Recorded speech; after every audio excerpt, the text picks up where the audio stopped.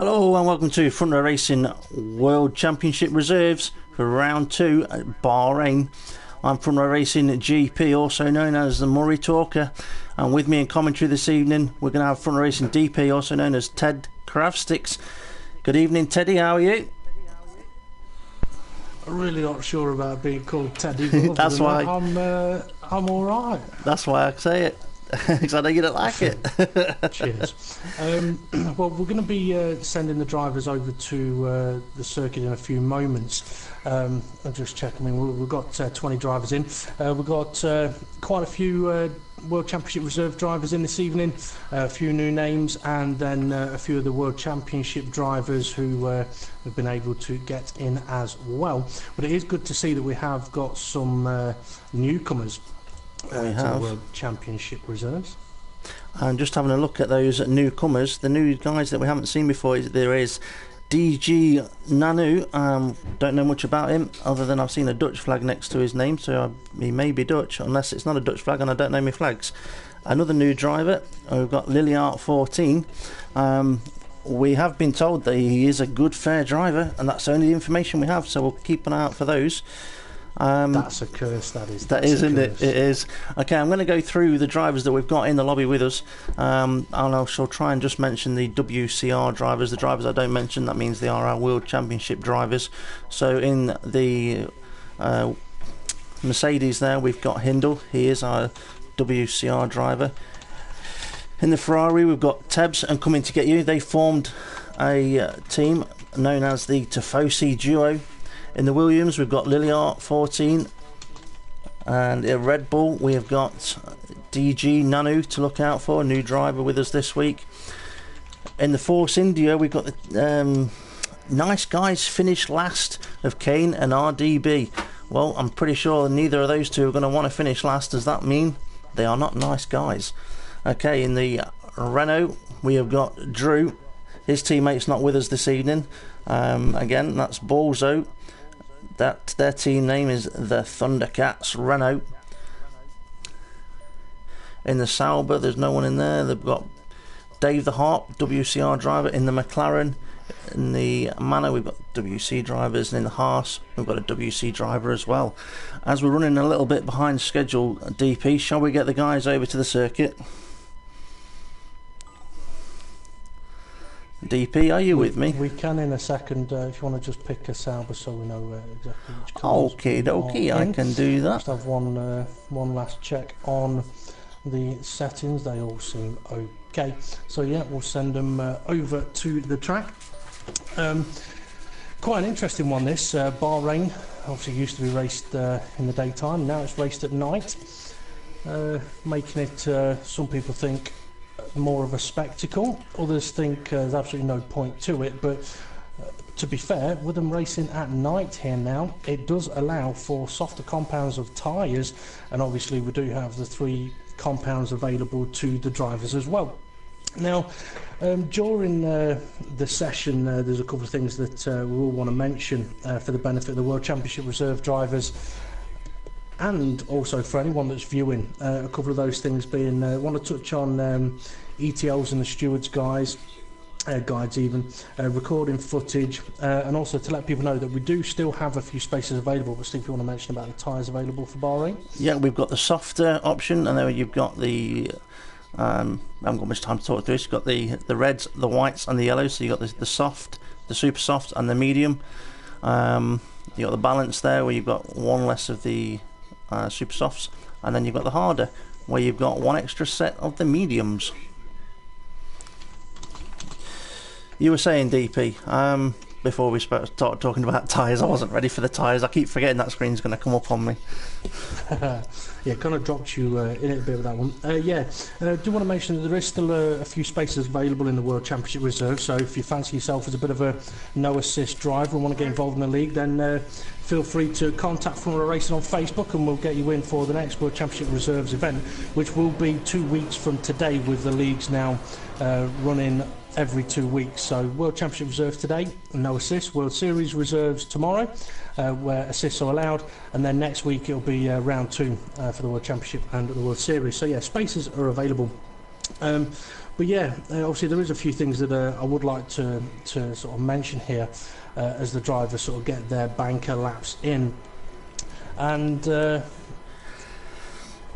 while I'm getting ready to do that, do you want to just let people know what sort of sector times we'll be looking at for Bahrain?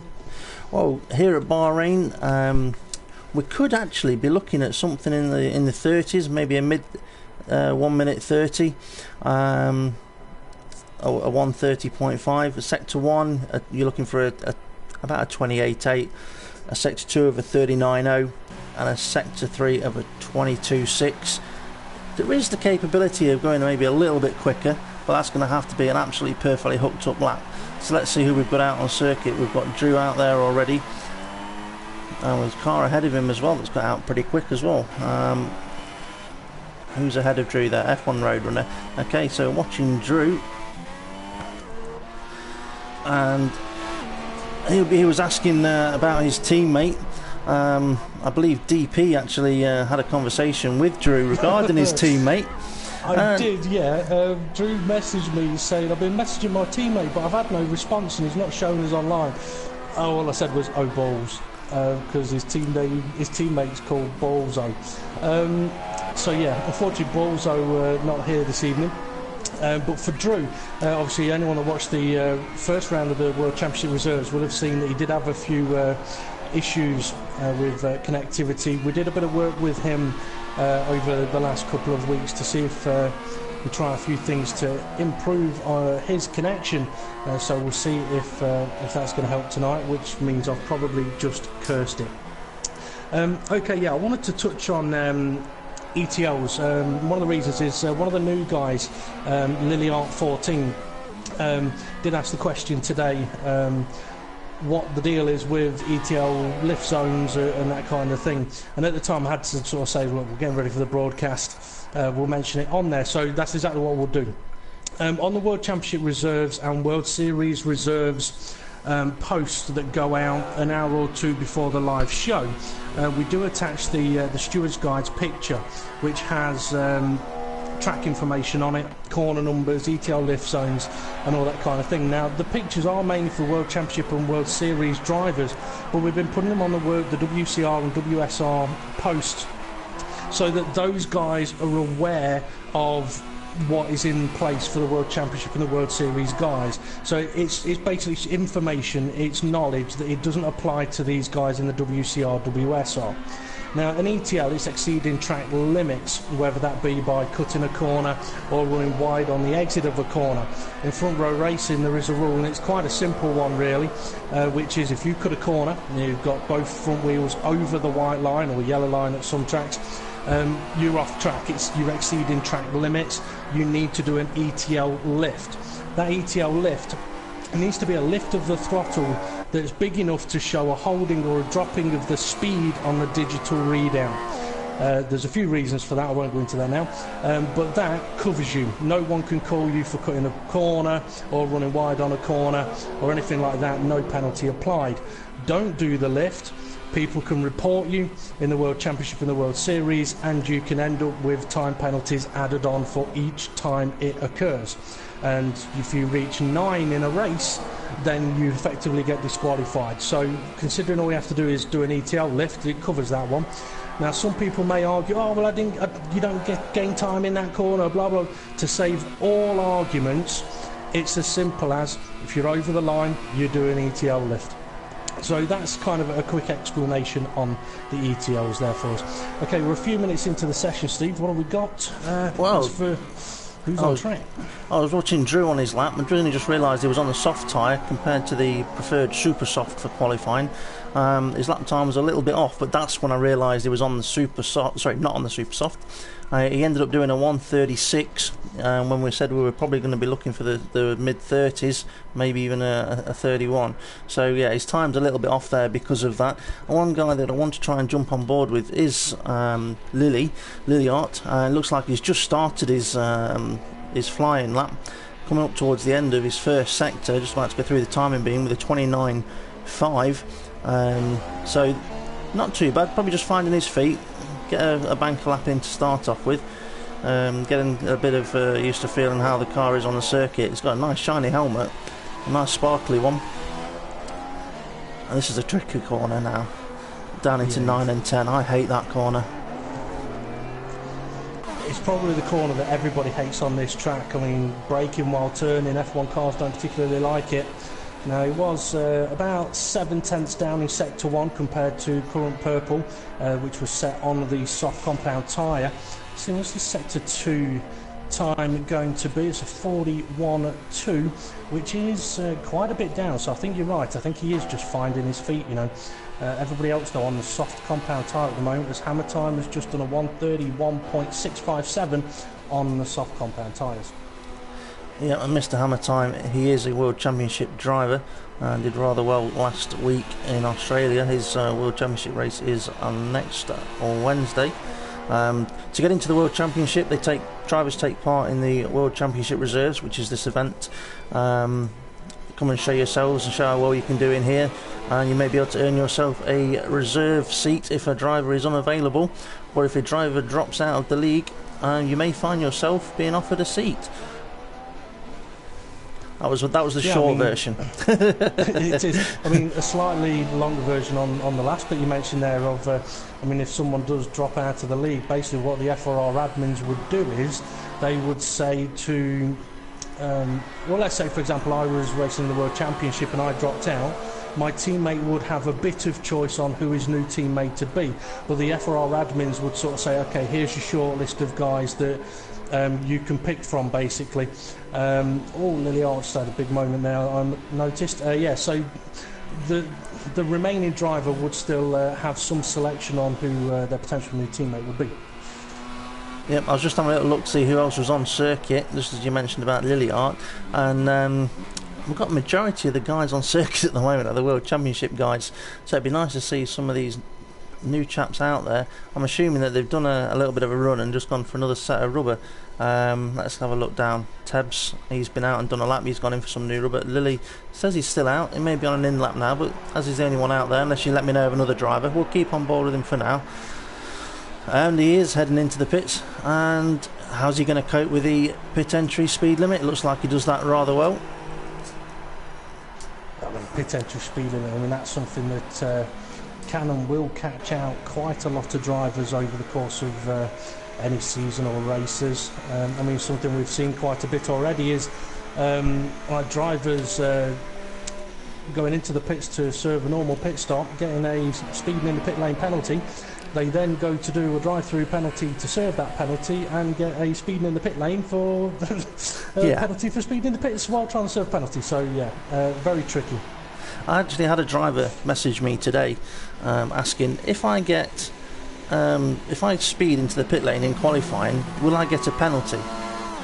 And the only way I could answer that is if the game gives you one, yes.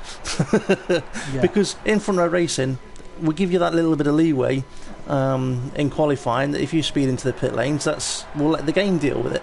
As long as you've kept two wheels, or I should say at least one front wheel, within the pit lane on the way in the race, that's fine. In the qualifying, we'll give you a little bit more leeway than that. But yeah, it's if the game gives you a penalty, then yeah, you'll get a penalty. Basically, Drew's back out on the circuit again on another set of soft tyres. RDB though, he's just started a flying lap on a set of soft tyres. No time set yet, so it'll be interesting to see how he gets on. Okay, we can see him if you want to talk through it. Well, it's not quite dark yet, and he has got a car ahead of him. Looks like that could be a McLaren getting out of his way, but very twitchy around turn 4 there. Now into the two corners, something I do really like. If you've got the grip in the car, you can really push it through those corners. And now downhill braking zone, a big lock up there, very deep now for RDB. Up the hill, rear end trying to step out on him, and then the awkward braking zone into turn 10, I believe it is. I could be wrong with the numbers, I've not looked at the track map for a while. Or rear end trying to step out on him. DRS will be open, but a bit too much temperature through the rear tyres. And then at the next two corners, these two can heat up the rear tyres quite a bit, but he's locked up a little, ran wide, that's going to cost him. So losing a little bit of time here. Might not be feeling 100% settled with his setup or the tyres at the moment. Oh, another big lockup in the rear end, trying to step out on him. There's only got one corner to go now. RDB, I mean, he's a World Series driver, but World Series drivers are allowed to compete in the World Championship reserves and get that time and practice of using no assists. So for RDB, if he has been practicing with his assists on, it'd be a bit of a shock as he comes to Bahrain with none on, and it's 11th place for him. Bit of a tricky lap, but he may go on for another one. Yeah, he might do, and I was just going to say, actually, I was wondering whether he was wanting to put his car back on the beach. He's been on holiday for the last week or so. So yeah, that might be something he's been looking forward to, getting his car back on some sand. I'm just having a look at the timing screen, and we've got the top 6 drivers are all World Championship drivers, and in some respects I'm not that surprised by that. The top running WCR driver at the moment is Tebbs. He's in 7th place with a 133.6 on the soft tyre. We've got Liliart in 8th, and then Drew 10th, RDB 11th, Hindle 12th, and then coming to get you 14th, who I believe may be on a lap now. He is. He's crossed the line, gone first on a set of soft tyres. That's a good time now, 131.2 on the soft tyre. Let's see, we've got Kane Leander, he's in the pits. DG Nanu, who we've not seen much of, is out on track at the moment on an out lap. So I'll let you know when he's about to cross the line to start a flying lap. Alright, just going to have a little look again at... I thought I was clicking on to coming to get you. Mornay's just put a faster time in, but yeah. I've just realised as well something that we were going to mention. Yep. And we kind of forgot a little bit, is obviously with the debacle of the World Series safety car restart last week. We have had a look into ways of working around that, and one of the things that we were doing today, we were having another look at the championship mode on the game. Now, neither of us are big fans of championship mode, as Drew has left the session. Hopefully he'll be able to get back in early enough. Yeah, we're not big fans of the World Championship mode for a number of reasons, and we have been having another look at it today, and we are going to keep the World Championship reserves and the World Series reserves as a single session lobby for all the remaining events, although the World Championship and the World Series, we are probably going to set that up as a one event sort of championship style lobby, and then just obviously edit the track for each event. Oh, DG Nanu coming down into turn 1. Somebody looked like, I don't know if they'd had a moment, but their car was off the track and then seemed to reappear right in the middle of the racing line. Definitely put him off a bit there. Yeah, I saw that. It was like either a Force India. It was a Force India, so it was either Kane or RDB. Oh dear, oh dear. Bit of info for you as well. Kane's on an out lap, and RDB is in the pit, so it could have been Kane. Mornay has gone and popped himself on pole position, by the way, with a set of super soft tyres. 1 minute 30.868. Beating coming to get you by 0.4 of a second, but tyre compound difference there. Yeah, so just to sort of recap on what I was just saying there, for the World Championship and the World Series, we will use Championship mode to a degree, although it could cause future problems if we need to do safety car restarts with different race lengths, but we'll see how we get on with that. Okay, well, DG Nanu, 29.4 sector 1, 41.4 sector 2. Got one corner to go, and I haven't really been watching his lap because I was checking the timing screen to see who was in the Force India. His lap's been pretty clean, apart from just a little lock up here and there, but he's just come up to the finish and start a finish line, and it's put in 12th at 134.3. So how does that compare to the other World Championship reserve drivers? Let's have a quick look at the timing screen. It's nice for the viewers to have a look at this. So up at the top, the first WCR driver there is coming to get you on the soft tyres, and then we've got to drop down to position 9th for the second WCR driver of Lily, and they're on circuit, and it looks like he's on a time lap 32.2 sector 1. That's a little bit off. Maybe he's done a lap already and he's on his way in then.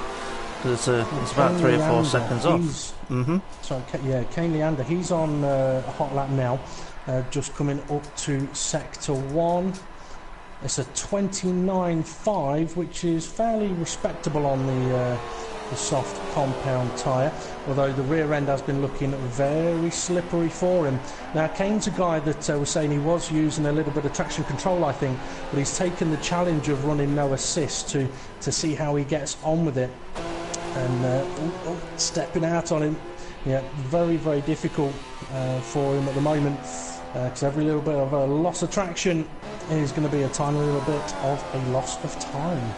And I'll tell you what as well, that compared to Australia, this circuit is a completely different beast. The traction zones here seem to be like there's no traction in the zone. So for this being if this is his first event running no traction control, he might find this more awkward than he would do on some others.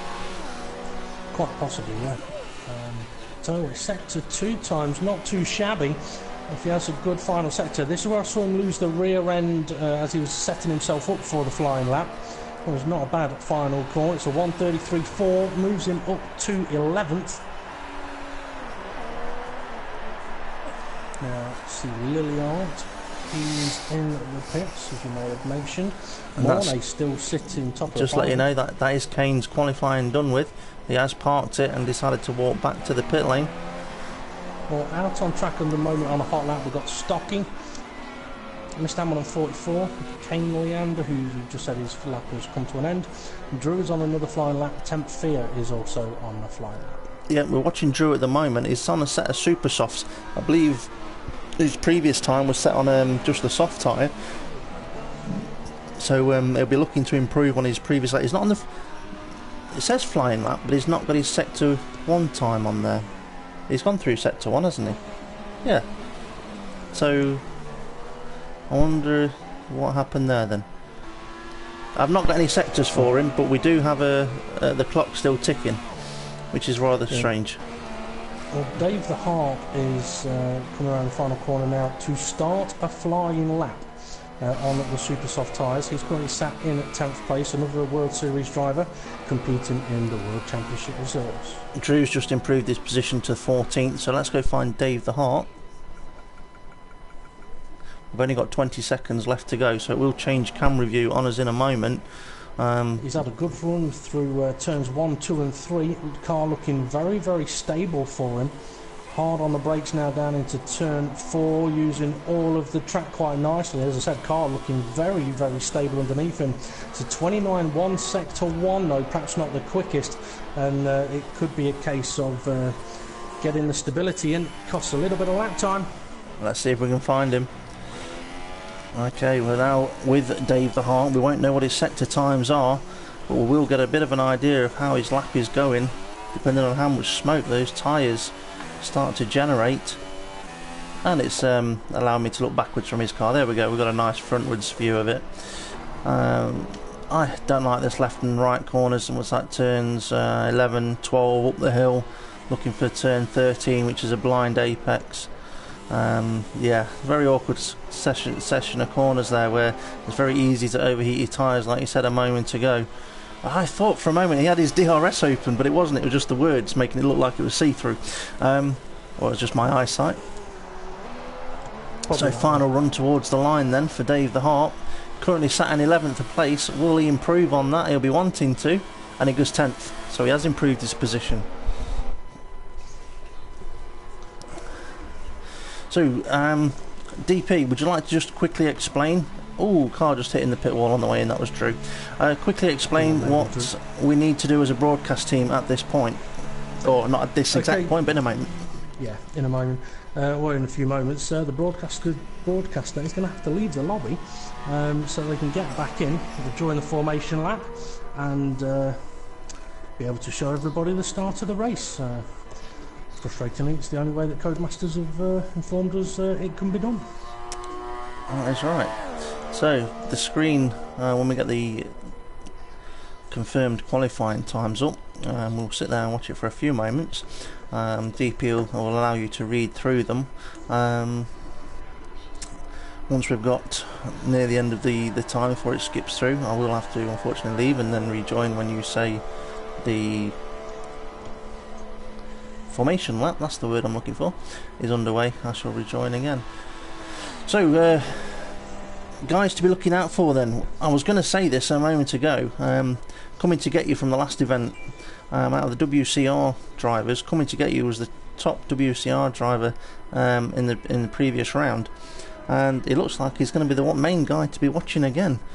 What's your thoughts on him, DP? Well, I mean, in the first round he did very, very well. He had a good showing in as a reserve driver in the World Championship last week, but unfortunately had a problem with some kind of problem with footage because there was none supplied to the race directors for that one. But I think we're just about ready to get the time screen up. But yeah, I mean, I think he's more than capable of mixing it with the quick guys in the World Championship. So it'll be interesting to see how he gets on. Obviously, there's a couple of the new guys as we now have the timing screen up. We see Temp Fear sitting happily in pole position. Pretty good time that, 30.7. Stocky second place. Mornay third, but then we've got the World Championship reserve guys coming to get you 85, but Mr. Hamilton 44 in fifth, Jamie James in sixth. They're both World Championship drivers, as is Bartman. It says we've got Rio Harrianto in a manner, so we've lost one driver. Steve, if you now want to jump out. I think the next WCR driver is David Hart and Lily Hart and Kane Leander 10th, 11th and 12th, and then Tebs 13th, DG Nanu 14th, Drew 15th, and then 17th and 18th we've got RDB and Hindle. So they're the World Championship reserve drivers a little further down the grid, but a multiple selection of super softs and soft tyres being used, and quite nicely coming to get you is in fourth place on the soft compound tyres, only half a second off Temp Fear, who's used the super softs. So that guy's obviously got some pace. Definitely going to be one to watch out for during the race, especially with him starting on those soft compound tyres, because the possibility is there for him to use or have a much wider selection of tyres available. Yep, you may notice, DP, that it may say that I've rejoined, but I'm not actually going to rejoin to the circuit yet. I'm going to press spectate once you've told me the formation lap is underway. Okay, no problem. Oh, it's not quite underway yet. It's a bit of a tense time for the drivers as they sit there waiting for the formation lap to begin. Well, hopefully there won't be any dramas. I mean, it is a good thing that Codemasters have turned off damage for the formation laps. And the drivers are more than welcome to complete the formation laps on the pause menu. There's absolutely no problem with them doing that as long as they don't complete any race laps on the pause menu. Okay, so the lights are on then and the formation lap is beginning. Although it doesn't look like many people are moving yet. There we go, we're on the move. Okay, you are free to join now, Steve. I'm on my way. I mean, this is something that we could moan about all season. Yeah, we could, couldn't we? We probably will. Well, yeah, probably will actually, to be honest. But yeah, we'll see how it goes. Okay, I'm going to run through what tyres people are on. Okay, front three, Temp Fear, Stocky Mornay, they're all on super soft tyres, all World Championship drivers. Coming to get you in fourth on the soft compounds, he's a World Championship reserve driver. Fifth, Mr. Hamilton 44 on super softs. Jamie James, Bartman behind him, both World Championship drivers on super softs as well. F1 road runner in eighth on the soft compound tyre, he's a WC driver. Dave Harp on super softs, now sitting in ninth place it says. And Lily Art sitting in 10th on softs. Kane Leander 11th on softs. Tebs on mediums in 12th place. DG Nanu on super softs in 13th. Drew in 14th on soft tyres. Over Dykink in 15th on medium tyres, he's a WC driver. And then we've got RDB on softs, he's a WCR. Hindle on mediums as well, he's a WCR driver. And that is the grid. Okay. Interesting, a few guys there going for the mediums. Yeah, I mean, when you think about it, when they've qualified and they are positioned 11th or further backwards, they've got that free choice of the medium tyre, haven't they? It doesn't necessarily mean they've set their qualifying on that tyre, but it means they can attack the race on the medium tyre from the start of the race, whereas these guys are probably going to have to run either the medium or the soft at some point during the race. So the guys that are on the medium already will have already ran their mandatory tyre. So the grid is starting to form up. Just to let you know though, the guys on the super softs at the front, they're only likely to go to about lap 5. Yeah, they're not going to last too long. I mean, Bahrain has always pretty much been a bit of a tyre eater. Yeah, they're not going to last long at all. Not long at all. So the super softs are not going to last very long. So that puts Coming to Get You 85 into a strong position and in 4th on the grid on his soft tyres. Just wonder if we can keep up with those front cars at the start of this race. So the lights are going to be coming on in a moment, and it's when they go out that we're interested. 3 lights are on, 4, 5 lights on. The lights go out, the cars are away. Smoke and dust and sand get kicked up into the sky. And I was going to say there's a car in the way there at the back, but it's not. That's one of our vehicles. I do apologise. We've got Temp Fear in first place and Stocky behind him. Then Mornay, Mr Hamilton, Bartman Coming to Get You is holding position quite nicely at the moment. I say that he's just lost a place there. A little bit of lag from somebody, but I couldn't see which car it was, and that little bit of lag may have just brought out the safety car.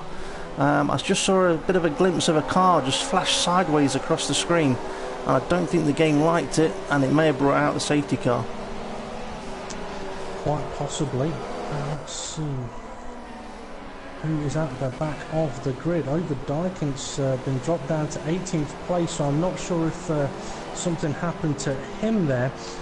Now, at the start, you may have seen that I got disqualified. I didn't actually. Tinahan may not be fully aware of is that the broadcasting, the commentary team, their cars at the start are going to move forward very slowly, and it's down to the drivers to go around them. Basically, there are processes in place for drivers to make sure that they start ahead of the broadcast team, although obviously there will be the odd occasion where it will happen. But unfortunately he nudged me up the rear and spun me around, and I got disqualified for driving the wrong way. Well done. Yeah. That's one way of removing your vehicle. It is, yes. Now, with the safety car coming out, obviously we will have an idea of how long this safety car is going to be out, and this is actually good for anybody on the super soft tyre. Is it? I wouldn't say so, because at this point in the race they'd be wanting to run off into the distance, but it's just going to take tyre life away from the tyres. So when the safety car comes in, they can have, and there's a car in the pit straight away. So that car in the pits is obviously thinking now would be a good time to change tyre, because how many laps are they going to have, flying laps, before their tyres start to drop off and they'll be under pressure from the other guys. Hindle is one of the cars into the pits. We've got a Renault in the pits as well. That's Tinahan. So he's going off the soft tyre onto the mediums. Hindle has actually come off the mediums and put another set of mediums on. And over Dyking's pitted, he's done a similar thing, unless they have penalties. I'll check that in a moment. I think Jamie James may also be the other guy that pitted there. He's now got a set of medium tyres on the car. Just to point out very quickly that Kane, in that start, made up quite a few positions. He's right up behind Coming to Get You, and they are both on the soft compound tyre. Let's see, quick look here. We've got one driver who's had a warning for exceeding track limits, and a driver that's had a warning for a collision with Tebs. That's all we've got on the race director at the moment. No, it wasn't. No, it was not. Oh, okay. Oh no, not Tebs. Yeah, Tinahan. I'm just having a look through this order at the moment. Out of the WCR drivers, the World Championship Reserve drivers, Coming to Get You is in 5th place, with Kane in 6th, Lily Art in 8th, Dave the Harp in 9th, followed by Tebs in 10th, followed by Drew in 11th, D&G Nanu in 12th, RDB in 13th, So there's a very close battle in the middle of that field there. And then a couple of further cars behind that, we do have the Hindle as well. So, yeah, a lot of WCR drivers very close together. Which is obviously one of the things that we do really want to see. And we want to see how they battle with each other, how they get on track.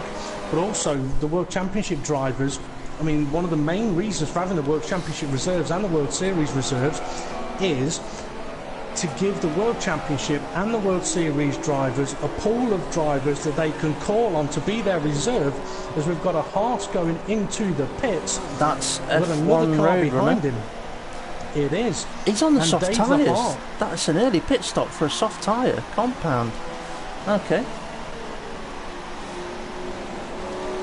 Well, I'm surprised by that. David Hart's gone from softs, super softs to mediums. F1 Roadrunner's gone from softs to softs by the look of it. I can't quite see on camera at the moment. I'll let you know as soon as I can. Yeah, he's on the soft tyre again. DG Nanu, he's also pitted. We've got more cars in the pits as well, as I think. I'm wondering if they've got like a small bit of aero deficiency, whether it be they want a bit more front wing, or maybe they've got a little bit of damage and they're just thinking, do you know what, let's just get it sorted now because they'll lose less time. Or is it strategy? I think it's a case of, I think these medium tyres will go to the end, so if I can catch back up to the pack, I'll be all right. It'll be interesting to see how that plays out. I can tell you. I can give you a hint, should I say. I don't think they'll go to the end. I don't even think they'll get into half the race distance from here. Not unless they spend the next 15 laps behind the race car, the safety car. But there you go. We'll see how they get on. Well, at the moment, it looks like the safety car is going to be going for another lap, unless it turns its lights out very, very soon. Well, it came out effectively on lap 2. 1. Well, lap 1, yes, but the car's caught it up on lap 2. So, does that mean that it will be coming in, not this lap, but the one after? I think it'll be the next lap. Yeah. Obviously, for the drivers as well, I mean, this is a very, very important phase of the race. At any time behind the safety car, keeping tyre temperatures in range, brake temperatures in range, keeping close enough to the car ahead of them. I mean, it's very easy to make mistakes under safety car conditions, isn't it? It's very easy to make mistakes, and with this generation of game, it's very easy to make contact with another car in front of you. If they're just trying to warm their brakes a little bit, or you're just trying to warm your tyres by accelerating, yeah, you can make a bit of contact, and things can happen behind the safety car. Until the safety car decides it's going to come in, and then it seems to slow everyone down quite a fair bit. I'm not a big fan of the process of what happens once the safety car says it's coming in. But to be fair, I mean, I love the idea of safety cars. I mean, there can be a very good aspect. But at the same time, they've got to be coming out for the right reason. That's the biggest thing for me. They've got to, I mean, if a car hasn't crashed off or crashed out, the safety car shouldn't be coming out, personally. I mean, I don't think we've ever seen in F1, or I can't remember a safety car coming out just because someone's had a spin. No, I think the only time I remember it coming out for not someone having an accident was for when they had somebody running down the circuit. Yeah, which has happened. Singapore, yeah. That was there was at Singapore when somebody decided to take a jog across the circuit. And he had no idea that he was even on a racetrack. No, but which circuit was it where someone decided to run across the racetrack because they wanted to have a go? There's a question of the day. Let's see if someone can answer that. That is a good question, Dave. I think I might know which one it was. Which circuit did a spectator run across the track into the pits because he wanted to have a go in an F1 car? He'd bought his F1 ticket. He'd paid for an F1 ticket, and he thought he got the right to drive an F1 car with his F1 ticket. I tell you what, though, with some of the prices, though, some of the circuits, you'd think that you would be paying for a drive in a car, wouldn't you? Yeah. I mean, the company that's actually taken over from Bernie Eccleston, I mean, one of the things that they have said is that they do want to enforce a reduction in ticket prices. The safety car lights are out. Okay, what I'm going to do at this point is not focus on the safety car and who is directly behind it. I'm going to click on to coming to get you, and the person that's behind him, Kane, because that's the battle that we're going to be interested in. That's the group of cars. So Kane is in the Force India, coming to get you, is in the Ferrari just ahead of him. So they're in 5th and 6th. And who is that? That's Bartman, is it? No, it's Lilliard that's directly behind them as well. So the safety car has bolted, the safety car's gone in, and we're just waiting now for the leader to go. He's gone. He's gone. So how many more laps now do we feel that these super soft tyres can do from this point? They won't have worn down as much as they could have done, but this has put some of these guys that are on the soft tyres in a really good position. I was going to say prime position, but we don't really have primes anymore. We've got a Red Bull overtaking a Red Bull in the background. But we've got Kane overtaking. Sorry, we've got Kane has just overtaken, coming to get you, but coming to get you is having a go back at him. And it looks like he's got the move done as they head up towards turn 4, coming to get you on the inside line. A little bit of a lock up of the inside tyre. Always going to lock up a little bit there when you turn in sharp. And coming to get you clearly ahead. Oh, and another Ferrari in the background, which must be Tebbs. Just Tebbs was sideways and Kane's lost it. I think he thought he was going to contact the car in front, slammed the brakes on, and his rear just kicked out from behind him. And I didn't see what happened to Kane after that point. It's still going on though, it's still going on. Tebbs trying to make a move now on Kane Leander. Kane Leander's just dropped another position, I believe. He is in 9th place now with Toro Rosso behind him. Well, the Toro Rosso, as the McLaren gets very sideways, that Toro Rosso is Jamie James, and then right behind Jamie James is Tinahan, Dave Harp, DG Nanu. I think DG Nano and Dave Harp are having a bit of a battle there as well. But quite a frantic race. Oh yeah, we've got DG Nanu with 3 cars all over the back of him. Now, for these drivers that have put the medium compound tyre on, obviously they wouldn't have had any real chance of getting a lot of temperature into the tyres coming out of the pit straight into the safety car line. So it could take a good 2 or 3 laps just to get the temperatures up, just to get the grip in the car. And until you get that core temperature of the tyres up, you push too hard, you'll overheat the outside carcass of the tyre. The surface of the tyre gets so hot that you'll have no grip, but the tyre still won't actually have core temperature. So it doesn't actually serve you that much use of spinning the wheels up. It does take a couple of laps to get that core temperature of the tyre up. Yep. Okay, so Jamie James running in 9th at the moment, with Tebbs right behind him in 10th, and Kane Leander on the soft compound tyre. So even more surprising then that he was losing a few positions there. I'm just going to have a quick look up at the front. We've got Stocky still running on his super soft tyre, with Temp Fear right behind him, and Mornay right in there as well. And Bartman. This is a great showing by these guys up at the front. And coming to get you, he's now latched onto the back of this train up at the front, but he's still running the soft compound tyre. Now, if there's anyone that can try and string out a one-stop strategy around here, coming to get you is in a good position for doing that, because his tyres, these are the ones he qualified on. As long as he didn't do too many laps on them, these guys in front of him, then that time's just going to fall away, and he's going to have another 5 or 6 laps in his bag. He's looking at making a move here down into the final corner. He's managed to just get up the inside, but has the door closed on him by Bartman there. You should be able to have DRS now down at the main straight, but I don't think he's going to be close enough to actually make a move. You say that. He is close enough. He's having a look at the inside. Later on the brakes, bit of a lock-up. Little bit of contact maybe, that's cost him a little bit of time. Let's have a look a little further down. Lilliard, he's just lost a position now to Jamie James, who's making a move on him around turn 1, and right behind them we've got Kane Leander and DG Nanu battling it out. And then behind them there's even more of a battle going on. This is absolute mayhem, but good mayhem at the moment.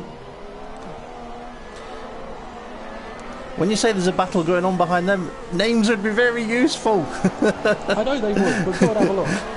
Let's see. I think Dave the Harp was maybe one of them. He's got Tinahan in a Renault behind him, and his car's just gone wide, really, really wide. That was over Dykink. Over Dykink was very wide out of, I can't remember the number of the corner, 7? 6, 5, 4, 3, 2. Something up there, and I think it was 6. Anyway, But yeah, Tinahan and Overdijking World Championship drivers. Yeah, Kane has dropped down to 14th, so he's struggling a little bit there. But in saying he's struggling, he's got Hindle now, who's just going to go for an overtake on him, I think. No, Hindle has just overtaken Drew. I do apologise. Hindle is up into 15th place, but he's on the medium tyres, and I believe he started the race on the medium tyres, so he's not made much of an advance so far from his starting position. He made a pit stop. He made a pit stop and put the medium tyres on again. Okay, Stocky, Mornay, Bartman still going. I think Temp Fear has made a pit stop from near the front. He's now on the soft compound tyre. 21 laps on those. No. It's going to be interesting. Now, I tell you what, Dave the Harp, side by side with Overdijking, I think it might be. It is. So they've just been battling through turn 1 as Overdijking tries to gain a few places. He's now on the outside of turn 4. I've just got some very odd shadows appear on the track there. But Overdijking, was he able to get ahead? No, he wasn't. DG Nano just ahead of Dave the Harp. Overdijking now trying to squeeze his way around the outside. Side by side again, just manages to get ahead. He's now ahead for getting into turn 10, the horrible braking zone. He's got DG Nanu, one of the new drivers, just ahead of him. He's going to try and get past him as early as possible. DRS available. Dave the Harp also got DRS. He's coming up alongside DG Nano as well. Are they going to try going too wide there? They are. And they just about survive it with Dave the Harp staying ahead. But now Kane Leander is latching onto the back of DG Nano as well. Oh no, Nano's gone. Nano's gone wide. That's going to cost him some time as he drifts it out on the dirt out there and slots in just behind Temp Fear and Tinahan as Temp Fear now tries to make a move. But I tell you what, we've got Drew. He's been challenged by 3 cars down in 16th as well. He's got F1 road runner Hindle, who's having a look at getting past him. Can't quite do it yet though. Hindle was in 15th place. Last time we viewed Hindle's heading for the pits. He's got a bit of his front wing missing. So he's had a bit of an incident at some point. Okay, game changer point of the race now. Coming to get you is leading the race as Stocky and Mornay. They have both made their pit stops now. Stocky's come back out on track in 7th place, just behind Overdijking. He's on the medium compound tyre. Mornay, he's in 8th place, a couple of seconds behind Stocky on the medium compound tyre. Hindle, his race is over. And Kane Leander now running in 9th on soft compound tyres right behind Mornay. So the question will be, how long can coming to get you go? Well, that is a good point. How far can he go? It'll be very interesting. And I'm just having a look. Lilliart 14, he's currently running 4th place on the tyres that he qualified on. So he's not pitted yet, and he'll be looking to go for a few more laps. He does have a Ferrari behind him. That Ferrari behind him must be coming to get you's teammate of Teb's. So Teb's having quite a good run at this point on his medium tyres. Yep. Well, coming to get you is not going for the pit lane yet. Neither is Mr. Hamilton 44. And neither is Jamie James, who is on the medium compound tyre. He's had a good run through since the safety car came in. We might have a move here. We've got Teb's slipstream DRS heading down into turn 1. He's lined up a move on Lilliart and he's got it done. Can he keep a car on the circuit? He's outbraked himself. I thought he might have broke a bit too late, and Lilliart goes back through. Well, that's unfortunate for Teb's. Well worth a try though. I'll tell you what, Steve.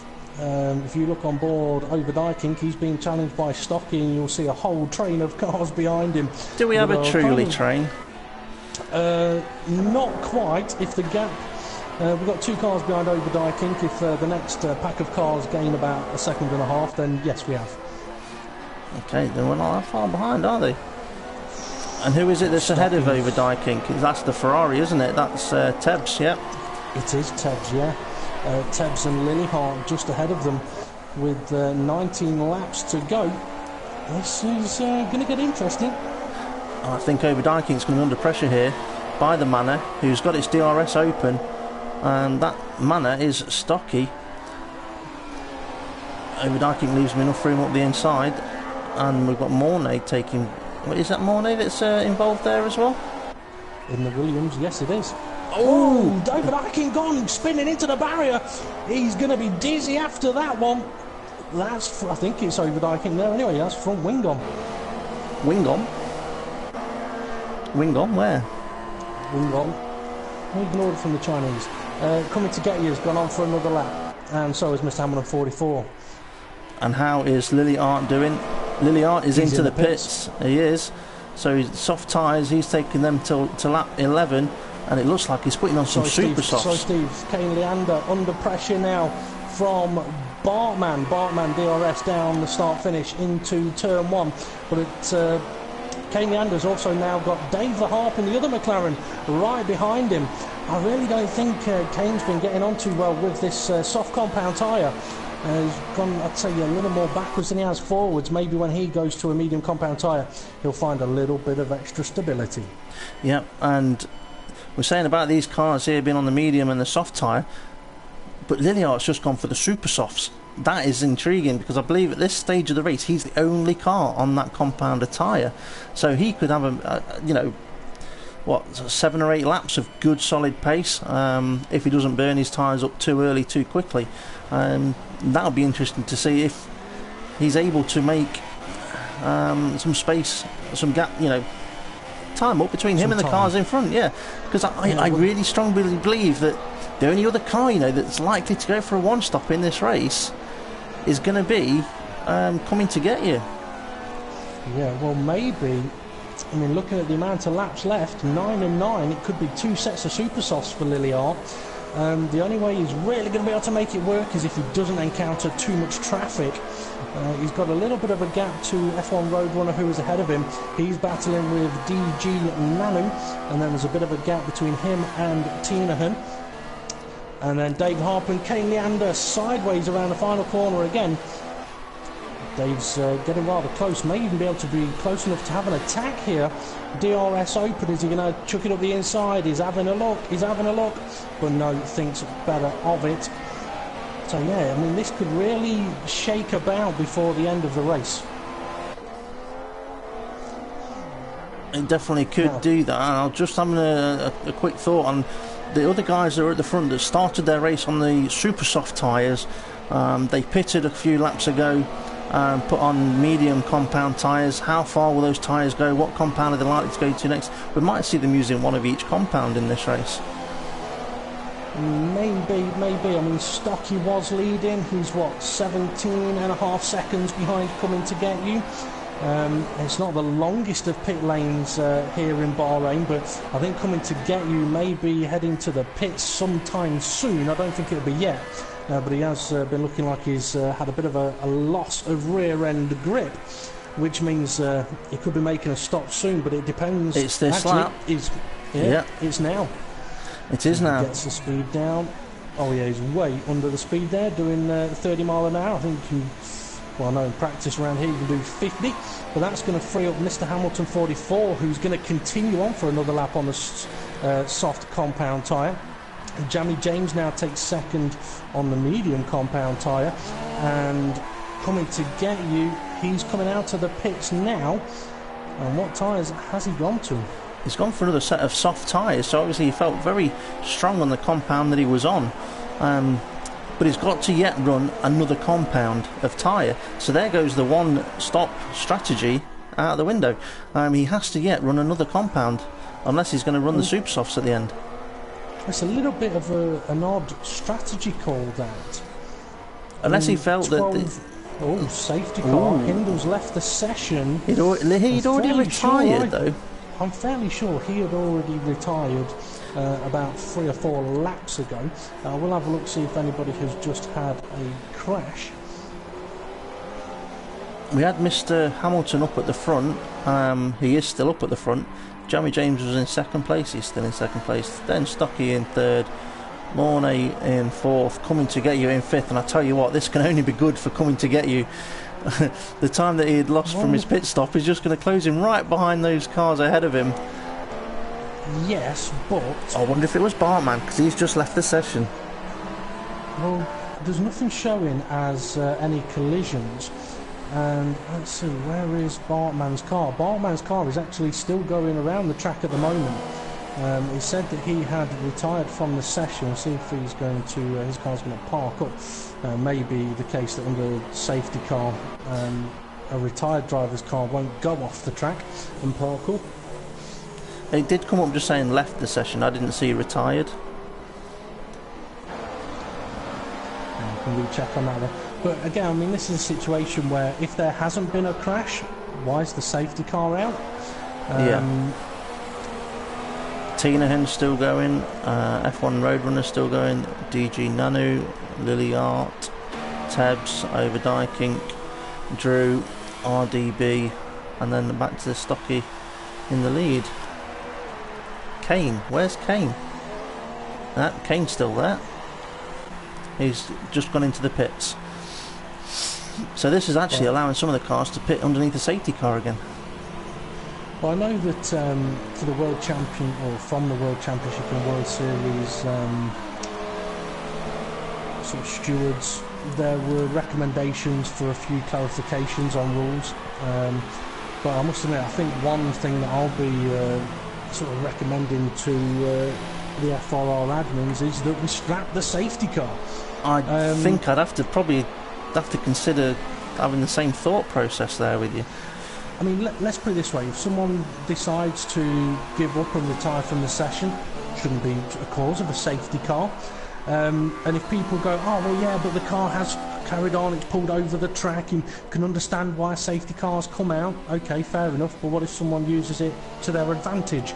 Does a bit of a Renault at Singapore? Their teammates' advantage. Yeah. Yeah. I mean, at the end of the day, the safety car shouldn't be out on track unless there's been a big crash. Now, if there has been a big crash, then where's the debris? Well, yeah, there's the debris. But not only that, it should show up on the race director. So I'll have another look, see if it's shown up. Oh, I tell you what, I think I might know why Mornay Bartman may have retired. I've got a little bit of information for you. But I mean, this is an example of it. I mean, this could be like frustration for a driver. Bartman speeding under safety car, drive-through. Mornay speeding under safety car, drive-through. DG Namu speeding under safety car, drive-through. Drew speeding under safety car, drive-through. RDB speeding under safety car, drive-through. Now, obviously, that's a situation that could be driver error, but also could be game error. Now, where's the point of having the safety car if it's coming out for something that isn't a crash, but also is giving people incorrect penalties? Yeah, and to be fair, when the safety car is out and you're focusing on what is ahead of you, but then right up in the top right hand corner you've got this little red number you've got to have a look at to find out whether you're going at the right speed or not within the right delta lap time. It's not the easiest thing to be looking at when you really want to make sure you're not hitting anything in front of you. So yeah, it's probably the one time I would say put something right in front of my face that says you're going too fast, because it's a safety car anyway, you know. But well, there you go. I mean, how many drivers would you say now have been affected from the safety car coming out in a negative way? I mean, it's majority of the drivers. Well, it's every single one of them. I mean, Stocky had a little bit bigger of a lead than he's got right now. And, for example, coming to get you, who is on faster compound tyres, okay, still got another stop to do, but he's now a lot closer than he was. But, I mean, obviously, it bunches up the grid. It affects everyone, either to an advantage or to a negative. Now, if it's come out for a crash, you just have to go, okay, fair enough, no problem. But if it's come out for any other reason, then it's effectively a problem. Now, one of the things that I know why it's come out. I know why it's come out. Mercedes. It's a Mercedes. It's a sponsorship deal. Well, we're not in Malaysia, so I'm not sure about that one. It could be though. It could be. Yeah, I mean, safety cars are a great idea if they work, and if they don't, they're a waste of time. One of the benefits of us having the World Championship reserves and the World Series reserves is that it does give Formula Racing the opportunity to do additional testing on something.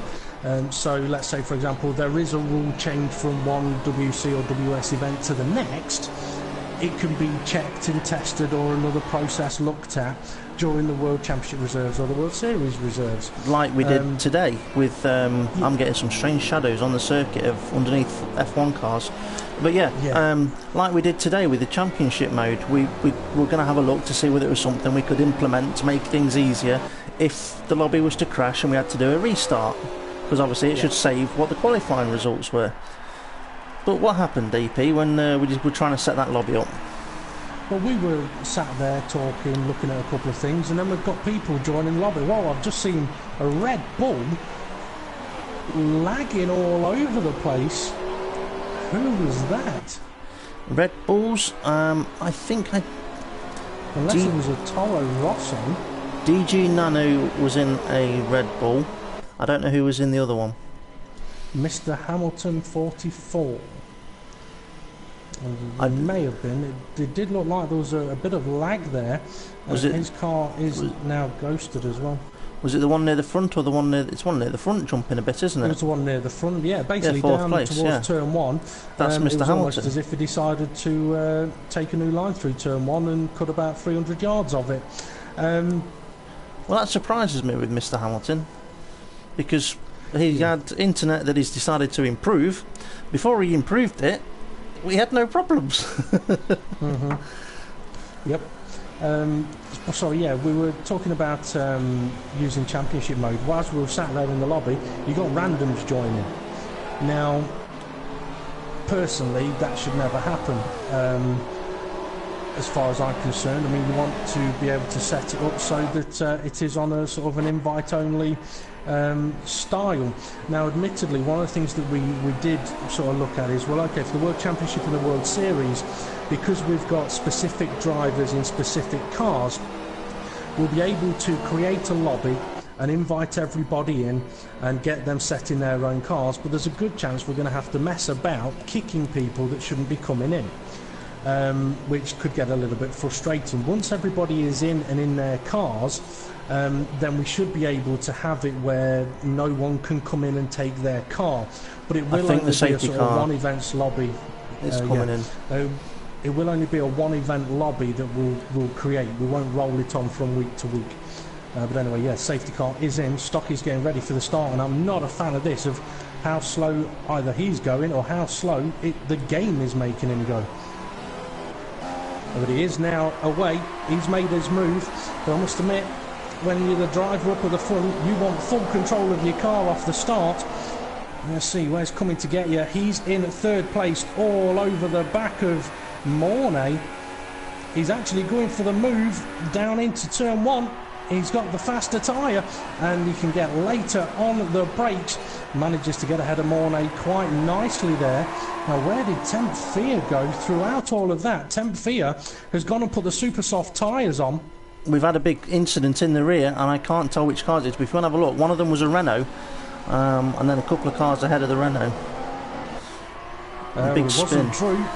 That'll be Tinahan. Tinahan's was facing the wrong direction. He's retired from the session there, and while that was happening, Drew was in the pits. We've got Lily Art on his super soft tyres, by the way. We do have, yeah. Who is... He's now right behind Mornay. So while we were looking at Tinahan, Mornay's had some kind of an issue, because he's gone from fighting for third now down to 7th. And he'll be a sitting duck against a guy that's on super soft tyres that's barely done a racing lap on them.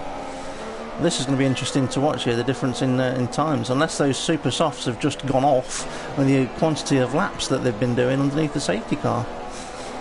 I'll tell you what though, Steve, coming to get you is all on the back of Stocky now. He's in range to attack down into turn 1. He's bringing Mr. Hamilton 44 and Jamie James along with him. If DRS is going to be available to him straight away, he may be able to make a move here. And he's gaining. Stocky goes defensive. Good defensive move. Make the move. Yeah. Stocky positioned his car perfectly there to say, whichever side you're going to come on me, I'm going to have it covered. And again, he's got the inside line, but I think Coming to Get You is going to have the speed to go around the outside here. I don't know. Actually, Stocky's got it. Stocky's still got that position. That is good defensive driving from Stocky there. And Mr. Hamilton 44 has managed to catch right up to the rear of these two battling cars. Kane's gone up the inside. Not Kane, sorry. Coming to Get You has gone up the inside into the hairpin, and he's made the move stick, but he's just given the DRS to Stocky. Can Stocky stay close enough to him to make the DRS count after this turn 10? The DRS just about to open on Stocky's car. Is the DRS open straight to it? No, it's not open. It's not available yet, is it, after the safety car? They've got to go for 2 complete full laps before they... Yeah, so it shouldn't be available. Yeah, that's right. So Coming to Get You then in a very good position here, opening up a bit of a gap between him and Stocky. And Stocky's not going to be able to do anything about it unless he can keep within 1 second of the car ahead. So how did Lilliart get on with his super soft tyres? Not very well. I was just watching him struggling with the rear end, lost the position to Kane Leander. Mr. Hamilton. Jamie James, or is it Mr. Hamilton 44? It was one or the other. It was Mr. Hamilton 44. No, it was Mr. Hamilton 44. Big sideways moment. That's let Jamie James through, but 10th is now coming past on a set of super soft tyres, and he makes the move past the both of them. Big lock up into turn 1 though, by the looks of it. And Stocky still running in at 2nd place. Unfortunately there for Mr. Hamilton 44, gone from 3rd down to 5th. Tebbs, he's running in 6th place at the moment on a set of soft compound tyres. And Kane Leander now on this particular set of tyres, looks like he may be able to close that gap in a little bit. Dave the Harp, he's up to 8th. And Overdyking now on the soft compound tyres, he's in 9th. He's just gone massively deep into turn 4. So far he's found gravel after the sand. He must be back in Lancashire. Sorry, Leeds. They've got good sand up in Leeds. Yeah. F1 Road Runner, he's in 10th running mediums. DG Nanu, he's running the super soft tyre now. And Lilliart, I believe, has made a pit stop. Yes, he has. He's now back out on track on the medium tyres. They should take him to the end of the race. So those now, super soft tyres... Sorry, carry on. Boltman's car is still on track. That would suggest a disconnection or potentially a rage turn the PlayStation off. PlayStation off. My apologies. Mornay, he's made a pit stop now, running 14th on medium compound tyres. Tinahan 15th on super softs, but his car's ghosted. I think he may have had a disconnection as well. And Drew is down there in 16th on softs, with RDB right behind him on medium. So a bit of a battle between WCR drivers here in 16th and 17th, with Drew and RDB, different compounds of tyres on their cars as well. And those two are the last 2 runners. Just pointing out that Coming to Get You is not able to pull away from Stocky. I'm just wondering if those soft tyres are now coming towards their end of their life, with the medium tyres very consistent throughout their life. Stocky's able to start to close that gap in a little bit. So, like I was saying earlier on, I know for sure that Coming to Get You's got to do another pit, because he's only ran 1 compound. That'll be the question. Does Stocky have to pit again? If he doesn't, Coming to Get You's in a bit of trouble. If Stocky does, then it's going to be interesting, because are they both going to go for super soft tyres? Maybe, maybe not. Okay, we're looking at the WCR drivers at the moment. We've got Coming to Get You leading the way, and then the next one is Tebbs, who's in 6th place at the moment with Kane Leander. I mentioned earlier he was trying to close that gap in, and I think he is slowly managing to do so at the moment. Yeah, he's starting to pull that gap in a little bit. After Kane, the next car behind him will be Dave the Hart. Tinahan's gone again. That may have been just to come to retire his car, but then surely that message would have come up as well. Quite possible. Okay. Well, the WCR drivers are now quite spread out. Although putting on a good showing of themselves. I mean, Coming to Get You, I mean, he's definitely showing he's got pace to mix it with the WC drivers, but he just hasn't quite got enough pace at the moment to pull away, as you said, on the soft compound tyre. That's right, but if you were going to run the super softs at the end of this race, because surely it'd be daft for him to put on the mediums at this point. He's got enough laps to run these super softs on. What is the prime amount of laps to run the super softs on? And you've got to say probably about 7 laps, so he's got to be thinking of coming in soon. Well, he did 12 laps on his first set of soft tyres, so I wouldn't expect more than 12 laps on his second set of soft tyres. That's why I was saying earlier, I thought it was a bit of an odd sort of strategy, because 12 and 12 is 24. That'd leave him only 5 laps on the super softs. Now that may be the limit for him on them, but at the same time it might not be. He has actually been able to open up that gap to Stocky a little bit now, but he has got a car ahead of him, and that is Drew, who appears to be going slow. Oh, Drew! Oh, he actually went to do the right thing there and get off the racing line. But it looked like Coming to Get You had gone to go around him, and now, oh, we've got a collision. We've got a collision. That's Stocky out of the race. That's massively unfortunate. I've got a feeling that Drew has got a problem with the car, which has caused his car to go extremely slow. He punctured. That's what it was. It was a puncture. Well, that's disaster for Stocky. Absolute disaster. Now that's where you would go, oh, you've had it's a retirement, but it's when the cars have had contact, so it's most likely terminal damage. Think you're waiting now for the safety car. Yeah. Where's the safety car? That's a good point, because the car was parked on the exit of the corner, just off the track, with a wheel missing. Where's the safety car? It's a good point. But that has now freed up Coming to Get You. Did Jamie James manage to survive that and get past? Yes, he did. He's running second place with Mr. Hamilton 44. Now, Stocky, Mr. Hamilton 44, Jamie James, these guys in the battle that they were in is quite a relevant one, because obviously they'll be battling it out for points in the World Championship next Wednesday. So they're going to be sizing each other up right now. But that has meant that Tebbs is now up to 4th place, with Kane Leander, who is now right behind him in 5th place. So the closest battle between WCR drivers is 4th and 5th, with Kane Leander looking the quicker at the moment. Could these two be going to the end of the race, and they're only 15 seconds behind the lead of Coming to Get You? Coming to Get You is going to pit to put on the faster tyre, but he's going to come out behind them. So this could be very interesting towards the end of the race.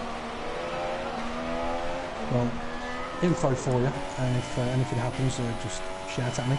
Coming to Get You, as we know, has only run the soft tyre twice. Jamie James, he's run the super soft tyre once, and he's been on mediums since, and did pit, I think he may have pitted from mediums onto mediums as well, could be wrong with that one. Miss Hamilton 44, he's ran super softs and is now on the mediums.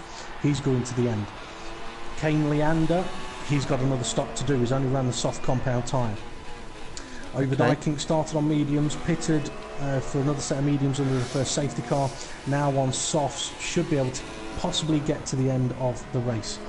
Temp Fear, he's done super softs, and then super softs.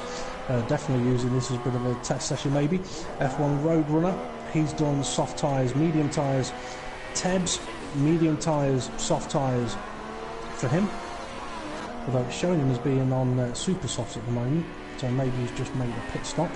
I think he has, because I was just looking to see who Kane was near, and he didn't have a WCR driver either ahead of him or behind him, so Tebbs has just pitted. Okay, so Lilliard then, he's ran soft tyres, super soft tyres, and now the medium compound tyres from lap 19. That's 10 laps on those. Dave the Hart, super soft tyres at the start, onto mediums early on, onto soft tyres. I'm going to butt in and cut you off. We do have Coming to Get You heading into the pit lane. He got down to speed limit nicely, and it is the red walled super soft tyres that he'll be putting on. So where is that going to bring him out? Somewhere around Kane, we believe. Now, did we say Kane's likely to need to pit again? Kane, yes, he's not pitted. He needs to run a different compounder tyre. Okay, so Coming to Get You comes out in 4th position, but is likely to pick up another couple of places from there. And the Ferrari of Coming to Get You is in 5th position. I think he may have just had one of those pit lane glitches for a moment there, where it shows them coming out prematurely. Quite possibly. Well, he's got Temp Fear ahead of him. and Kane Leander is catching up to the retired Renault there, which may still be Tinahan's car. But he's now running third behind Mr. Hamilton 44, who is in second, and Jamie James in first, who I've got a feeling not stop again. I think he's just going to try and possibly work this one all the way out to the end. Are you able to tell what lap he pitted on? Or is that just one bit of information too much? Unfortunately, might be a bit too much. We'll have a look though. If you go into his lap times, you might be able to see which lap it was he went slow on. But then with the safety, he went from super softs onto mediums at the end of lap 1. Whether he pitted again for another set of mediums, it must have done with the safety car. Possibly, maybe under the second. No, he didn't under the second safety car, I don't think. When he pitted at the end of lap 1 to get rid of the super softs and put the mediums on, that was under the safety car. Okay, we've just got Kane coming into the pits now for his last pit stop. He's left it at quite close to the end of the race. Yeah, this is what I was on about with coming to get you, leaving it to the He's last gone for an overtake, going for an overtake on 10th gear, I believe that to be, and he's got the move done. 10th gear on the soft tyres and coming to get you on the super softs. Nice move by Kane there. Temple try and fight that back if he can. But yeah, for Kane Leander, I mean, he's only just coming out of the pits now on a set of super soft tyres. He is just ahead of Overdyking and Lilliart, and they are... Well, Overdyking's on super soft tyres, Lilliart's still on the medium compound tyre. But yeah, it is a very, very late point to make a pit stop. I mean, if you're going to do a two-stop strategy and your soft tyres can go 10 laps and your super soft, or your soft tyres can go, say, 15 laps and your super softs can do 9, then you do 10-10-9, get the most out of all sets of tyres. But maybe in his practice he's just overused the super soft tyres. Well, I can let you know at this point that the soft tyres, the maximum you like to get out of them is 13 laps. Yeah. Oh. Well, 13 laps. Is under pressure from Overdyking. And he has got the ghosted car of a McLaren ahead of him, which yes, he can drive through, but it's still off-putting, which is what I still think if someone's out of a race, disconnected or otherwise, their car should automatically disappear, but there we go. But yeah, Kane's potentially going to come under DRS attack down into turn 1. So we're watching that at the moment. So Kane is in the Force India and Overdyking in the Toro Rosso.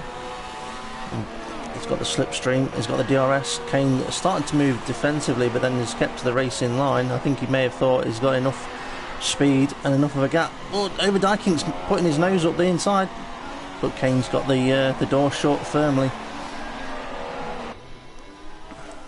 This could be a battle that'd be interesting to watch towards the end. Oh, Overdyking going a little bit wide after turn 3.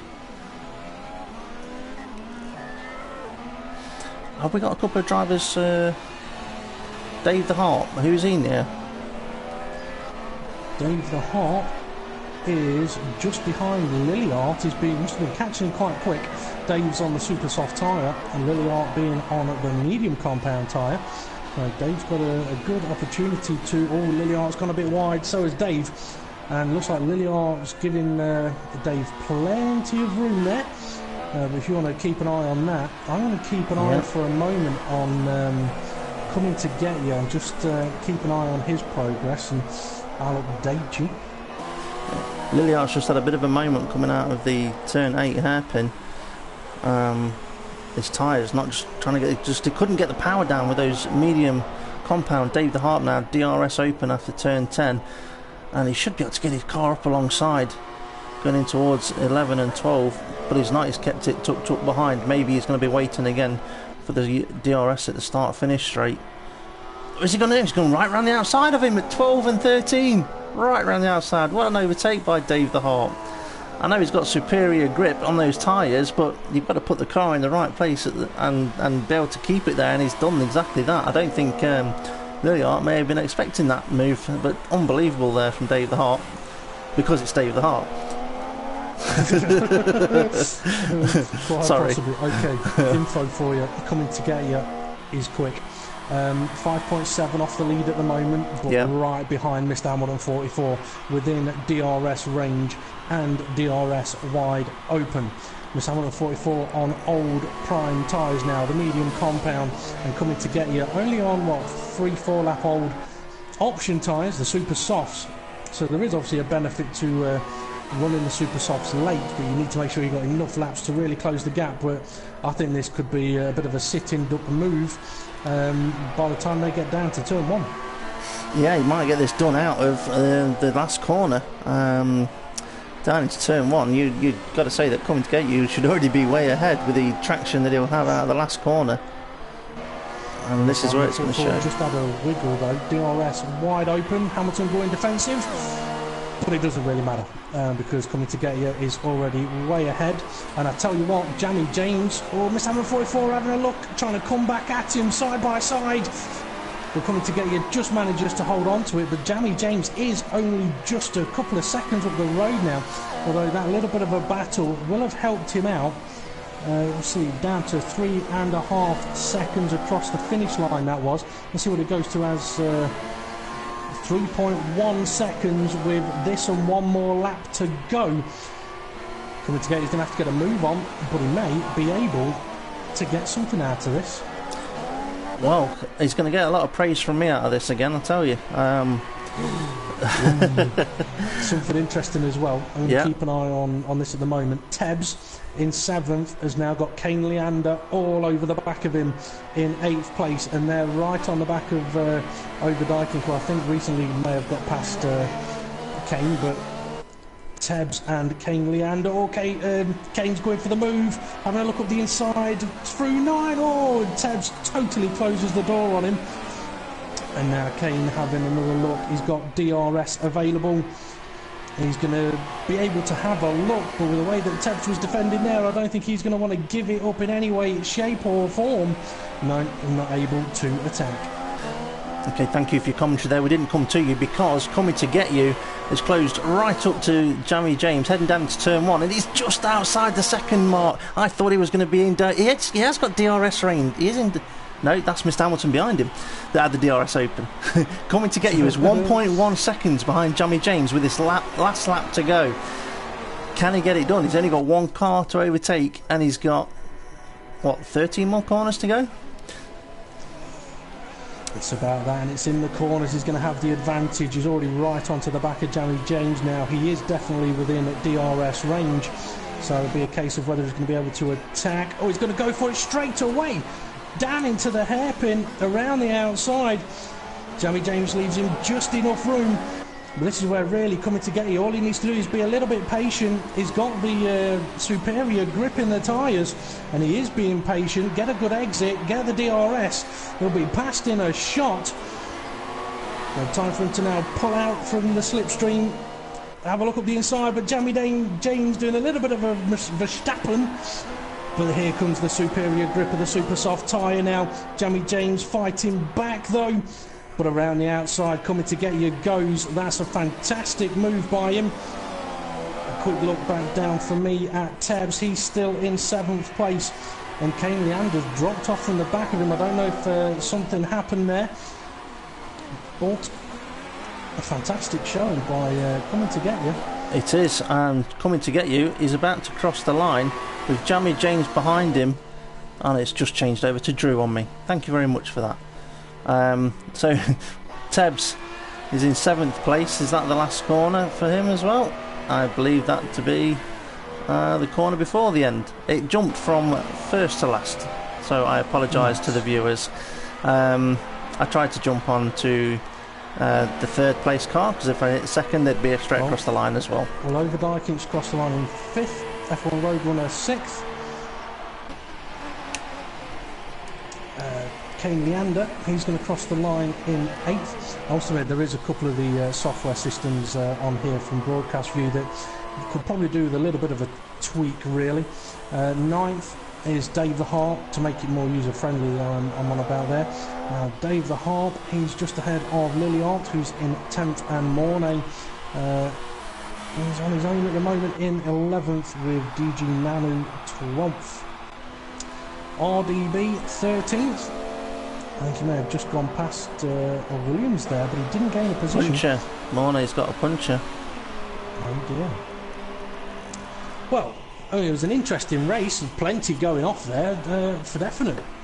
Yeah, with the safety cars being out, it's very difficult to know people's strategies or try and work out people's strategies, because people were doing pit stops and you didn't even necessarily know who and when, because safety car right at the start, a safety car right at the end, and it says we've got a Red Bull of Daniel Ricciardo in third place. That would be Mr. Hamilton. So the top 3 WCR drivers coming to get you, and then on to Tebbs and Kane, unless I'm mistaken. I shall just double check that in a moment. Soon, so yeah, it'll be coming to get you, Tebbs and Kane Leander, that we'll have a bit of a chat with now. And the reason for that is obviously this is the World Championship Reserves event, so it is the World Championship Reserves drivers that we're going to have a chat with, the top 3 from those, which I know Stocky wasn't overly pleased about last week because he won the race, but World Championship drivers, they get their opportunity in the World Championship. They're allowed to join the World Championship Reserves at the moment just to fill in a few of the extra slots. At the end of the day, the World Championship Reserves is about the WCR drivers, not about the WC drivers. But it is good in a way for the WCR drivers to have that kind of representative on-track speed and things like that to compare. But obviously, an interesting race nevertheless. Okay, so just to double check, we want coming to get you. Yep. Tebbs and Kane Leander. Yes, we do. And just realised as well there that we've got coming to get you and Tebbs, both from the same team, the Tifosi duo. The same semi-team. So get your questions at the ready. What I mean by that is, if there's anybody watching the YouTube stream, if you want to ask any of these guys questions, I say these guys, coming to get you, Tebbs or Kane, if you want to ask them a question, just write at FRR, write the driver's name who you want us to have a question put to, write your question on there, we shall get around to it when we can, in a moment, hopefully. You have to let me know when everyone's in. I will do. Kane Leander has just joined us. Coming to get you has just joined us as well. Welcome, guys. If you want to check and make sure you got your microphone set to allow to be shared in the party, and we'll see if Tebbs is going to be able to come and have a chat with us as well. So we'll just hang on a moment and let the drivers get their drink. Tebbs is in the chat party with us, or he's just about to join us, but if Tebbs can also make sure he's got his microphone set to allow to be shared, and we'll kick off with some questions. Alright, great stuff. Now normally what we would do is go to the person that wins the race, but I think we'll do things a little bit different. We'll make coming to get you wait a little bit, seeing as he's been here before. We're going to speak to Kane first of all. He might be wondering at this moment in time, why have I been invited into the commentary chat? That's because, Kane, well done for finishing the race, first of all. Thanks, man. But you are the 3rd best placed World Championship Reserve driver. So some of the guys that are ahead of you that finished, they're the World Championship drivers. We're not bothered about them. We don't care about them. Not today. So I want to ask you a quick question. What was your strategy before you saw anything to do with safety cars? What did you have in mind before you saw any safety cars? It was going to be qualifying softs, take the softs to lap 10, another set of softs on 20, and then, lap 10 softs and then lap 20 mediums. Sorry. And then would you, the mediums gone pretty much to the end of that then? Yeah, definitely. Yeah. But then when the safety car came out, was you one of the first to pit, or did you stay out on circuit? I stayed out on circuit. We did see some cars pitting, even though the safety car was out straight away. Why do you think they may have done that? Obviously, you didn't do it, now you've said that. I thought you did, but there we go. I get things wrong, by the way. Why do you think some cars may have decided to pit so early? To be honest, I can't tell you. It did seem a I'll bit tell you. strange. Go on then, Dave. I'll tell you, because Jamie James kind of showed it, I think. It was to take a set of medium tyres all the way to the end of the race, and it very nearly worked. I'm pretty sure he didn't, though. I'm pretty sure he didn't. He may have made another stop, but either way, the plan would have been to go as long as possible. I have got a couple of questions for Kane. Yep. One of them is, obviously, initially you were going to be part of the World Series reserves, and you still are. But you've also got yourself involved in the World Championship reserves, probably from a little bit of arm twisting from RDB. How have you found that transition of going from assists being allowed to having no assists on? At first it was hard, but then after a few slow laps you kind of get into it. It wasn't until today I started practicing. So. Well, it looked a little tricky. I mean, I think it was on your one of your fastest laps in qualifying. There was a big sideways moment on the exit of the final corner as you were just about to start your flying lap. So it looked interesting. And one question from RDB actually. He wants to know if his setup was any good for you. I didn't use it. It was so good he didn't use it. I've got a question for you, Kane. So tomorrow, with it being the World Series reserves tomorrow, and you're able to put some assists back on if you want to, are you going to put assists back on, or are you now going to try and keep them off? To be honest, I was going to put medium traction on, but now that you said it, I may try and go no assists. Because if you do keep it to no assists, it means that each week that goes by, you're only going to get more used to it. Yeah, true. I think I definitely will go no assist then. Yeah, I mean, I would recommend you do that, but I don't know anything, so... Okay, I think we'll move on to Tebs quickly. Yeah, Tebs, well done finishing the race, just ahead of Kane there. Thank you very much. To be fair, we didn't see a lot of your race, but what we did see of you was what we did see of you was quite interesting. Yeah, was you a driver that decided to pit quite early on under the safety car? No, I didn't. I luckily on the hard tyre by mistake because I'm not used to starting so far back. So I was trying to fiddle with the speed strategy, and I ended up starting on the hard tyre, but actually ended up okay in the end. So what was your strategy in the end then? You started on the medium tyre, which was the hardest of the tyres. How far was you able to take that tyre into the race? I think it was lap 13. 13. Then I pitted for softs, then super softs.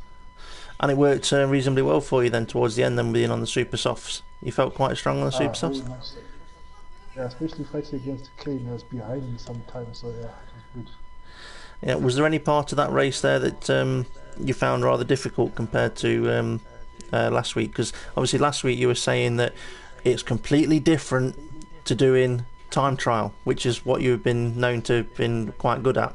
So have you found it any easier than last week, or is there certain parts which were more difficult? Just still getting used to the transition, because you always try to fine tune the settings during time trial, but when you go online, it's like it doesn't quite stick Correct. as much as it used to. Yeah, so we need to start adjusting, like oversteer, understeer, too much torque, and yeah. Yeah. Well, you've got a good teammate here with coming to get you, which I'm going to come round to talking to in a moment. But what I would say to you, the only way you're going to be able to get better is by keep practicing. And if you need any tips off anyone, I'm not going to give you any tips. Actually, teammate, because he looks better than me. Yeah. So, Tebs, I'm going to ask DP if he's got any questions for you. DP? I guess the only one would be, in hindsight, looking back at the race, do you think having started on a set of softs and doing soft, super soft would have been much better for you? Probably, but I was thinking of doing softs, mediums.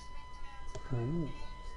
Yeah, that's what my focus was, because I did some testing with Coming to Get You, so that's when I realized, oh, you guys go to softs and then mediums, because super softs, they don't quite last. Well, I think over the course of the season you'll see lots of different types of pitch strategies and tyre strategies and all that kind of thing. But a fantastic drive for you. Okay, as Steve said, a few WC drivers in there as well, which if they weren't in there, it would effectively have been a second place. So a good drive nonetheless. I think on that, time to move over to Coming to Get You. Yeah, I think he needs to change his name to I've Got You.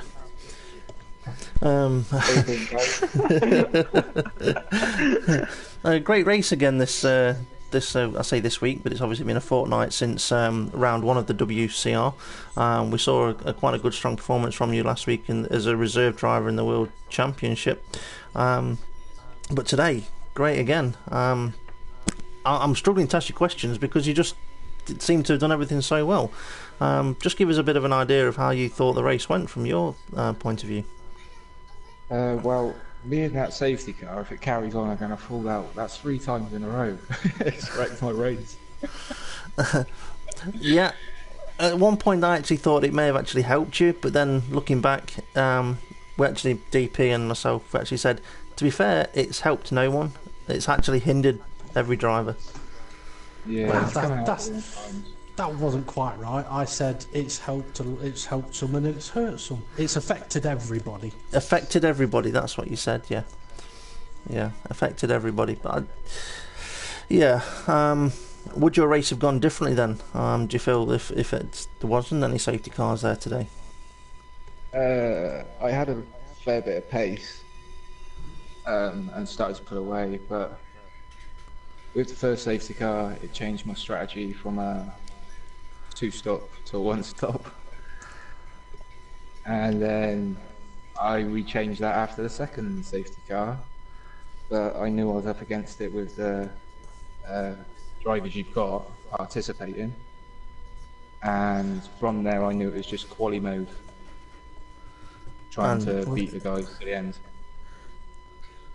Well, those last few laps were very interesting, not only for yourself, but also I know there's going to be at least one driver that will be splitting feathers at the moment, because it looked like it was going to be a very, very interesting battle with Jamie James, yourself, Mr. Hamilton 44, Stocky.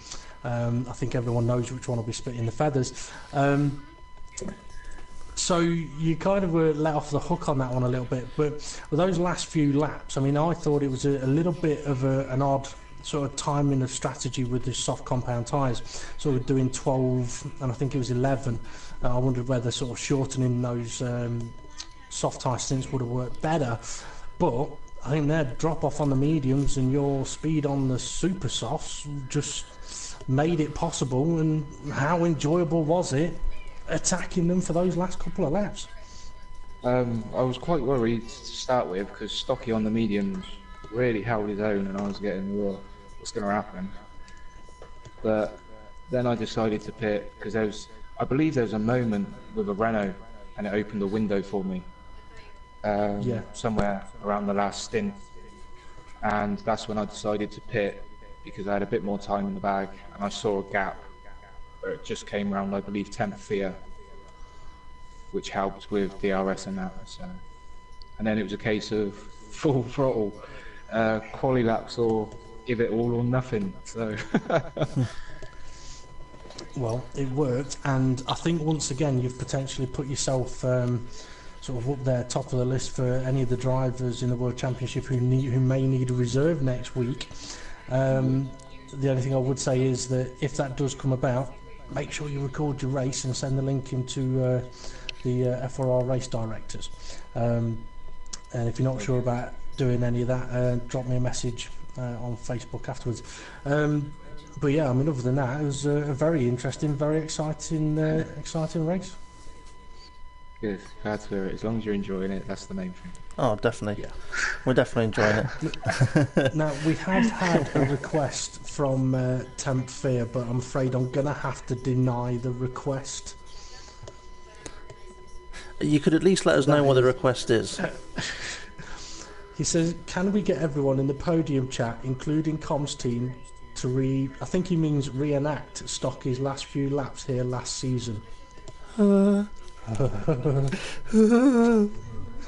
he goes, oh no, Kev, well, I said we're not going to do it, so we're not going to do it. No. Yeah, if anyone wants to know what we're on about, go and have a look at the awards videos, or even last season's Bahrain. No, you won't see it on the Bahrain video. There's a highlights one of the Bahrain. There might be a highlights video, yeah. But have a look at the FRR Season 6 awards videos for Race of the Season. I think it was, yeah, Race of the Season. It's brilliant. It's absolutely brilliant. And I know Stocky's probably not going to be too pleased at the moment, but come on, Stocky. I'm sure even you can watch that and giggle to yourself. But yeah, anyway, well done to... these guys are sat here going, what the hell are these guys talking about? I'm going to have to go and check that out. Honestly, go and do it. Because, to be honest, where Stocky had his crash today, it was pretty much a similar place. But anyway, very well done to coming to get you. Taking the victory here. Very, very good showing from him. Well done to Tebbs for being the second top World Championship Reserves driver, and well done to Kane Leander for taking third out of the World Championship Reserves drivers. Over to you, Steve. Yeah, so I just want to say thank you to you three drivers. If you wish to leave the chat party, you can do it, or if you want to have a quick word with us off air, just sit there and be quiet, don't say anything for a moment. And you've handed over to me and my brain has gone absolutely blank. Right, tomorrow. Tomorrow is the World Series. No, sorry. Tomorrow is the World Series Reserves. We'll be back on live tomorrow, and that'll be the assists allowed, where I will be commentating with Hindle. Yep. It'll be me and Hindle, and Hindle is the current World Series champion. So it'll be me and him on commentary. We may have DP somewhere in the wings, making some noise. Lurking in the background, yeah. Behind the bike shed somewhere. So yeah, if you're interested in joining Front Row Racing, we have spaces currently in our No Assist League. That is not the Assist League, in the World Championship Reserves, which is the feeder series to our World Championship League. I'm getting me tongue-tied. Right, no wonder they call me the Murray Talker. Alright. Yeah. So there we go. I think I'm just trying to think if I've forgotten anything. Have I forgotten anything? No, I mean, just to recap, obviously tomorrow we've got the World Series Reserves. That'll be 7:30 PM live on YouTube. That'll be at Bahrain as well. And next week, as Steve said, next Wednesday 7:30 PM Bahrain World Championship, and on Thursday 7:30 World Series World Championship. The Project Cars Leagues will be back. I think it's got a couple more weeks of their break until they're racing again on the Sunday evenings. Yeah. And yeah, I mean, for anyone that's interested in getting involved in the no assist side of F1 racing on PlayStation 4, then feel free to find us on Facebook and drop us a message. It'd be great to see you. And there would that. Right, I'm going to say thank you very much to everyone for watching. Dave, actually, any more questions on YouTube? Yeah. Or is that the only one? No, they're talking about Stocky now. All right, okay. All right, thank you very much, everyone, and we shall speak to you again tomorrow. See you later, everyone. See you later.